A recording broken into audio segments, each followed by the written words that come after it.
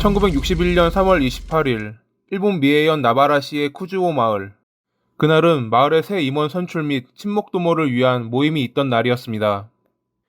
공민관에 모여 회의를 마친 뒤인 저녁 8시 무렵, 남성들에겐 청주를, 여성들에겐 백포도주를 나눠주며 회장의 건배사와 함께 연회가 시작됩니다. 음식과 술을 마시며 사람들은 연회를 즐기기 시작했고, 그날도 그렇게 내일을 기약하는 행복한 하루가 될 것 같았습니다. 하지만 잠시 후 회장의 아내가 복통을 호소하며 쓰러지는 것을 시작으로 4명의 여성이 덩달아 같은 증세를 보이며 쓰러집니다. 곧이어 다른 여성들도 복통을 호소하며 연회는 순식간에 아수라장이 됐고, 구급대원이 도착했을 때는 첫 증상을 보였던 5명은 이미 사망한 상태였습니다. 여성들이 보였던 것은 중독 증상, 누군가 그녀들이 먹었던 음식이나 술에 독을 탔음이 분명했습니다. 여성들만 먹은 것, 그것은 백포도주뿐이었습니다. 앞선 5명의 경우 백포도주를 많이 마셨기에 증상이 빠르게 나타났지만, 다른 이들은 천천히 마셨기에 인명피해를 줄일 수 있었습니다. 조사 결과 백포도주에선 TPP계 농약이 검출됐고, 경찰은 당시 백포도주를 운반했던 마을 남성 3명을 집중 조사했습니다. 3일간의 강도 높은 신문 끝에 1961년 4월 2일, 오쿠니시 마사루라는 마을 남성이 자신의 범행이라며 자백합니다. 검찰은 오쿠니시가 마을 주민과 불륜 관계를 맺고 있었는데, 이를 아내가 알아채자 모든 것을 청산할 목적으로 범행을 저질렀다고 발표합니다. 사건 당일 회장의 집에서 공민관까지 술을 나르게 된 오쿠니시. 동행하던 마을 주민은 깜빡 잊은 것이 있다며 되돌아갔고, 오쿠니시는 홀로 공민관으로 향합니다. 10분 후 마을 주민이 돌아왔고, 그때부터 회의와 연회 준비를 위해 다들 공민관을 오가며 일했기에 검찰은 이 10분간 오쿠니시가 술에 농약을 풀었다 주장했습니다. 오쿠니시 또한 자신이 니카린 T라는 농약을 대나무통에 따른 후 농약병을 강물에 버려 증거를 인멸했다 자백했습니다. 백포도주에 농약을 따를 당시 뚜껑을 이빨로 땄다는 그의 자백에 검찰은 치열 감정을 위해 전문가에게 의뢰했습니다. 전문가 6명 중 3명은 오쿠니시의 치아가 맞다는 결론을, 나머지 3명은 아니다라는 결론을 내렸지만 검찰은 이를 물적 증거로 채택합니다.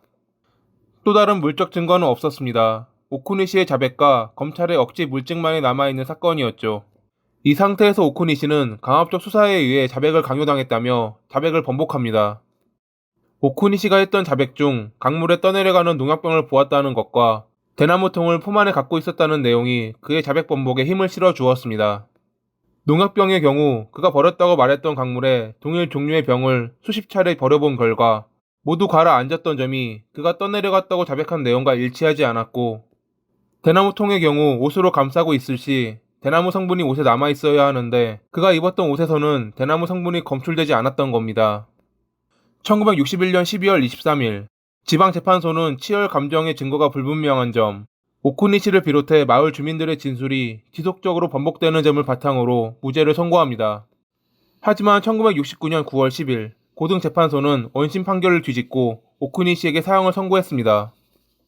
결정적인 물적 증거는 발견되지 않았으나 신문 당시 오쿠니시의 자백은 판결을 내릴 만한 신뢰성이 있다는 것이 고등재판소의 주장이었습니다. 그렇게 오쿠니시는 사형소 감방에 갇히게 됩니다. 그는 1973년부터 2013년까지 8번의 재심 청구를 신청했지만 항상 기각당했습니다. 그 사이 오쿠니시를 지지하는 일본 변호사 연합회는 그를 구명하기 위해 사건을 파헤쳤습니다. 그들은 검찰이 제출한 치열 감정 사진이 날조됐다는 것을 알아냈고, 백포도주에 들어있던 농약이 니카린 T가 아니었다는 것을 증명했습니다. 실제로 니카린 T는 TPP 계열은 맞지만 색이 진한 붉은색으로 백포도주에 섞을 경우 색이 변하기에 연회에 참석한 이들이 알아차렸을 겁니다. 그렇게 재심이 결정되나 싶었지만 고등재판소는 증거에 대해 의심을 가질 부분이 없고 피고의 자백은 신뢰성이 높다는 입장을 유지하며 재심 취소 결정을 내립니다. 2015년 5월 15일, 오쿠니시는 9차 재심 청구를 했지만 그해 10월 4일 폐렴으로 인해 사망하면서 그의 재심 청구는 자동 기각됩니다. 엔자이, 원죄라는 뜻으로 일본에서는 억울하게 뒤집어 쓴 죄라는 시사 용어로 쓰입니다. 일본 형사소송법 제336조는 무죄 추정의 원칙을 규정하고 있지만 일본의 유죄 판결률은 99%가 넘는다고 합니다. 신문과 재판 전 구금은 일본의 유죄 판결률이 높은 원인이기도 합니다. 형사 재판에 대한 다수의 유죄 판결은 자백에 근거하는 것 또한 그렇습니다. 일단 체포되면 용의자들은 보통 경찰 당국의 통제하에 23일까지 구금이 가능하며 밀폐된 공간에서 장기간 신문을 받을 의무가 있습니다. 이 신문 과정에서 여러 일들이 일어나고 있지만 일본 재판부는 관행이라 말하며 바꾸려는 시도는 전혀 하지 않고 있습니다.